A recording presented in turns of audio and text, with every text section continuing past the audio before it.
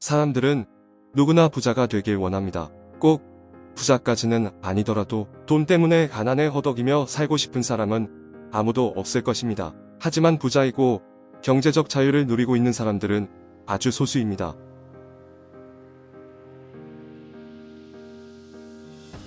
이것은 평균에서 벗어날 수 있는가에 달려 있습니다. 모든 일에는 평균이 있습니다. 평균에 가까울수록 더 많은 사람들이 분포하고 있습니다. 극과 극에는 소수의 사람들만 있습니다. 아주 가난하거나 아주 부자인 사람은 소수에 속합니다. 대부분의 사람들은 평균적이고 평범한 삶을 살고 있습니다. 가난해 봤던 사람은 직접 가난을 체험해 봤습니다. 몸소 겪었습니다. 가난하다는 것이 얼마나 비참한 일인지, 돈이 없어서 할 수 없는 일이 얼마나 많은지 직접 경험했습니다. 그래서 그 상황에서 벗어나야 한다는 열망이 매우 강합니다.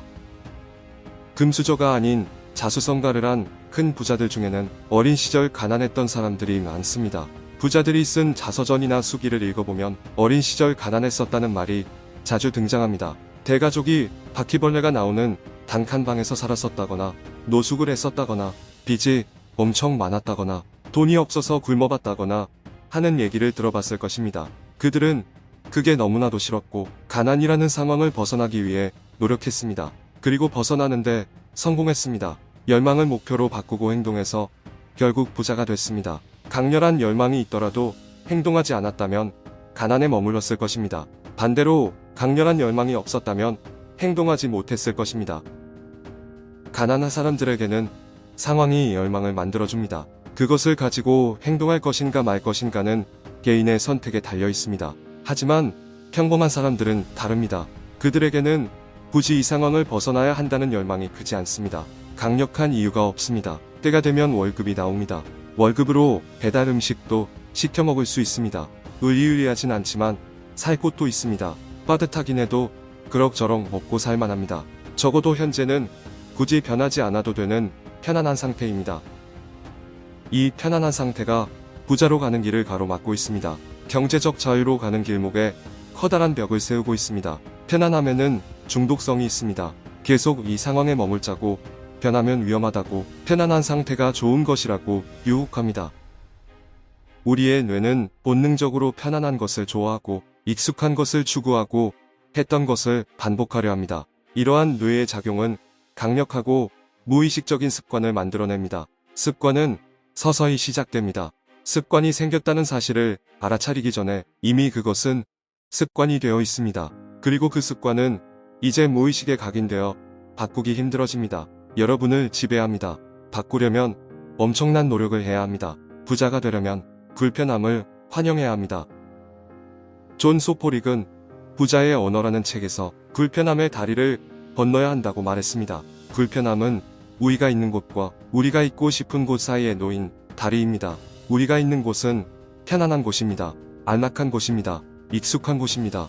내가 원래 하던 일을 하는 곳입니다. 우리가 있고 싶은 곳은 경제적 자유라는 곳입니다. 돈 걱정이 없는 곳입니다. 가격을 생각하지 않고 사랑하는 사람에게 선물을 사줄 수 있는 곳입니다. 부자라는 곳입니다. 불편함의 다리를 건너야 합니다. 그 다리를 건너면서 불편하고 공포스럽고 불안한 감정을 받아들이고 전진할 것인가, 그냥 지금 있는 곳에 머물 것인가를 선택해야 합니다. 부자가 되고 싶다면 편안함에 안주하지 말고 불편함의 다리를 건너야 합니다. 오늘 당장 편안한 상태로 지내려고 하면 내일은 더 불편해질 것입니다. 편안함은 여러분이 성장하는데 전혀 도움이 되지 않습니다. 오히려 방해할 뿐입니다. 게리 비숍은 시작의 기술이라는 책에서 이렇게 말했습니다. 그 상황을 바꾸기 위한 의지가 없다면, 지금 상황을 기꺼이 참고 견디겠다면, 좋든 싫든 그게 바로 당신이 선택한 삶이다. 여러분의 마음속 어딘가에서는 이대로 사는 것도 괜찮다고 말합니다. 이렇게 살아도 참을 만한 것입니다. 정말로 진심으로 괜찮다면, 지금 삶에 만족한다면 굳이 변화하려 노력하지 않아도 됩니다. 지금 삶을 그대로 이어가도 됩니다. 공포와 불안의 감정을 이겨내야 하는 불편함의 다리를 굳이 건너지 않아도 됩니다.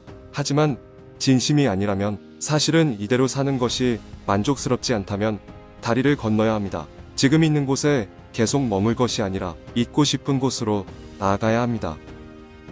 결국 부자가 되기 위해서는 부자가 되고 싶다는 강력한 열망이 필요합니다. 그것이 바로 씨앗입니다. 부자로 가는 길은 그러한 열망을 간절하게 품고 갈망하고 목적하는 것으로부터 시작됩니다. 장작을 계속 넣어 꺼지지 않고 타오르게 해야 합니다. 그리고 열망을 행동으로 바꿔야 합니다. 가난한 사람들에게는 상황이 열망을 만들어줍니다.